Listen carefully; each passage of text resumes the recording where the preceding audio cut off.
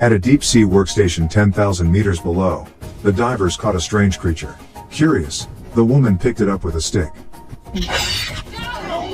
The monster resembles an alien creature with 12 tentacles, each with sharp barbs. Just as the group was considering what name to give it, the base suddenly lost power. They turned on the flashlight, the cabin shaking violently. A huge tentacle kept slapping the cabin. The Cthulhu beast in the deep sea had launched a deadly attack on them. No one knew if they could survive this accident.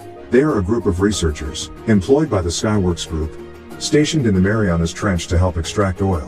Half an hour ago Nora got up to wash up. She suddenly stumbled and the base shook slightly.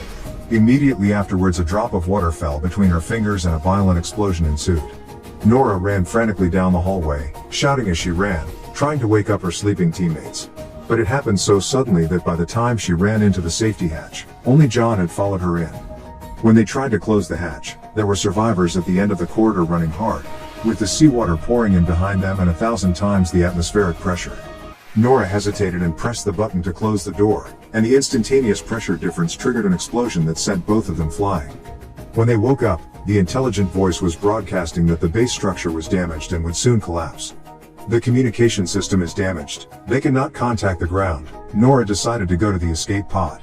All the way out, rocks almost blocked the passage, because the vibration just now is comparable to an 11th grade earthquake. Just then, they hear a call.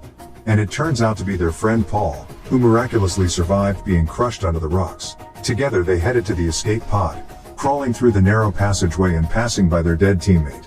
When they finally reached the escape pod, they found that all the escape equipment was gone. Only one man sat in it, and that man was Captain. It turns out that Captain sent away the rest of the staff. Now the entire base of living people in addition to the four Nora, and Emily and Smith in the control room. Nora checked the situation of the base. The biggest problem is not the collapse that has occurred. Rather, the core cooling tower in the center is gradually heating up. Once the temperature reaches the threshold, it will explode.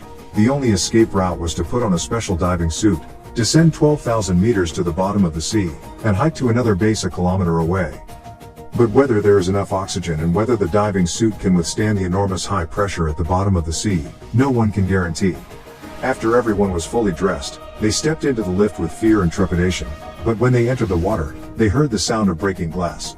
John's mask could not carry the pressure after all. A crack appeared. What happened next was an extremely cruel picture.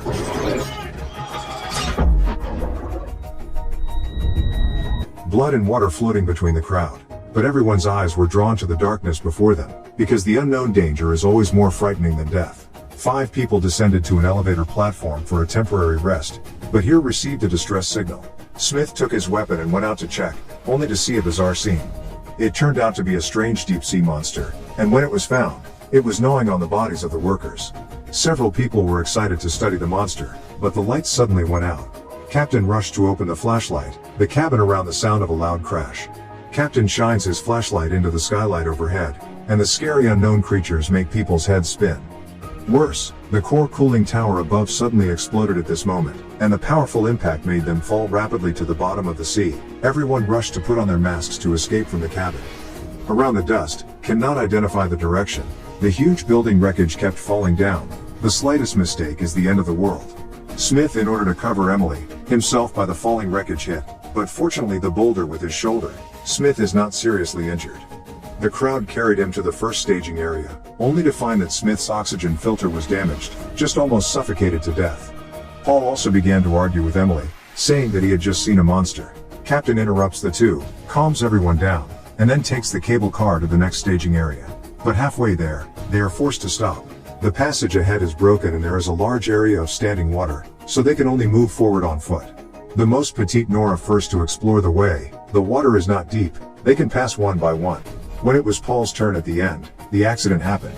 Unknown sea creatures reappeared and attacked Paul, who was left alone. The others noticed the difference. Together with the force only barely pulled Paul out of the water. But the next second, the monster suddenly forced. Paul fell into the water uncontrollably.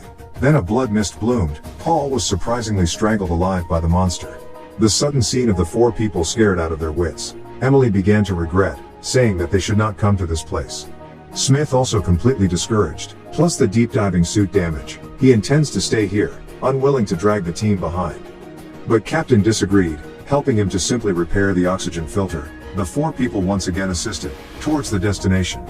The ocean is dark. Fear surrounded the four. Nora can hear only their own heartbeat. Looking around the scattered ruins of the base, all four knew that this is the human deserved. Excessive desire crossed the bottom line of the ocean and they broke the geothermal layer, releasing the terrible alien creatures. A monster suddenly swept past Nora's eyes and all saw it clearly. They stand together in a group, turning off the searchlights and turning on the infrared, hoping to gain some sense of security. But the monster is a wandering ghost, constantly wandering around, picking the right prey. Emily had turned back, found behind Smith disappeared. It turns out he was attacked by the monster and dragged into the cave. Captain hastily climbed in to rescue, so easy to drag out Smith, but the monster came again. Captain was instantly dragged away. Nora, connected to this end of the rope, was dragged in together. The monster pulled the two in the sea floor scurrying. Nora hit a platform to temporarily slow down the body. Captain's anxious voice came from the headset, woke up the confused Nora. Because the monster is lying on the side, eyeing the two. Until then they can see the monster's face. Sure enough, the monster attacked, biting on Nora's mask. Captain rushed to the rescue, frantically whacking the monster. The monster was hit by the pain of the monster directly away, pulling the two quickly climb. The sudden rise in altitude produced a sudden pressure difference, and the deep diving suit kept alarming that if they continued up, they would explode. Captain shouted at Nora, telling her to cut the rope and run for her life. Nora was reluctant and wanted to take Captain away with her. But reality didn't give them a chance. Captain's deep diving suit couldn't hold up and his mask cracked. He looked at Nora and tapped the button on his waist, untying the rope between him and Nora. By the time Nora woke up from the aftermath of the explosion, she had fallen to the bottom of the ocean. The entire dark space, she was the only one left shouting Emily's name. When she turned around again, she saw a tentacle, but it was only an octopus. But she was still scared and fell down. At the same time, she also accidentally touched the fiber optic cable. Following the cable, Nora found an abandoned base. After entering it, Nora took a break to recuperate, more to adjust to the imminent collapse of the mind. After witnessing the death of her teammates, Nora didn't know where she was going to go, not to mention the monsters lurking in the shadows.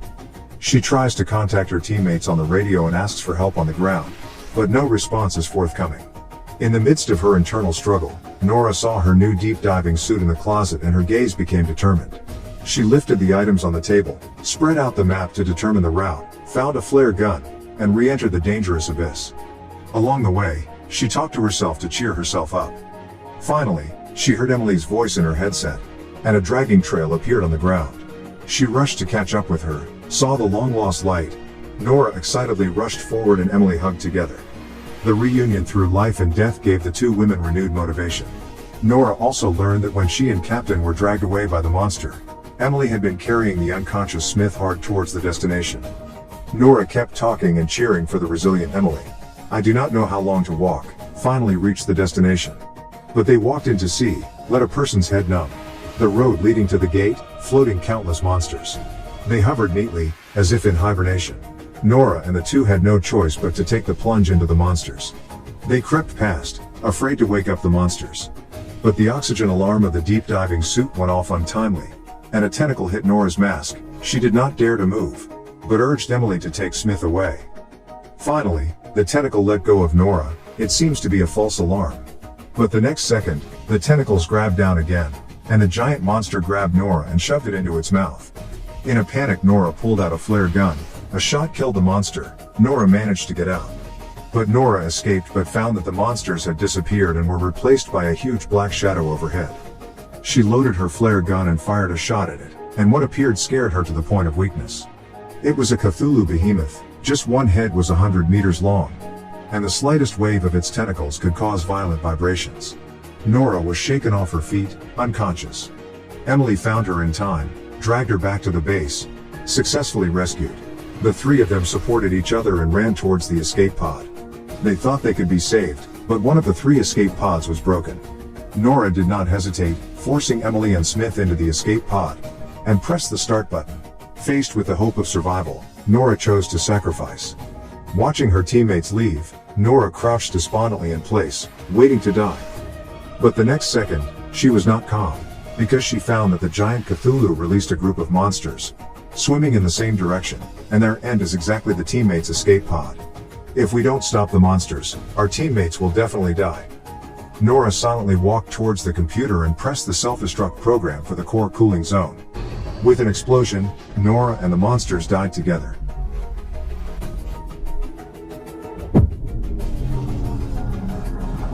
But the human desire is not the least bit engulfed by the flames and cold water. After Emily and Smith were rescued, Skye Group chose to hide the truth from the outside world. The blood sacrifice did not serve as a warning. Then the appearance of Cthulhu could not dispel the interests of the people. So, is it really the monsters that are scary? I think what monsters are not as scary as the human heart. Don't forget to like Attention Forward Collection. Bye bye.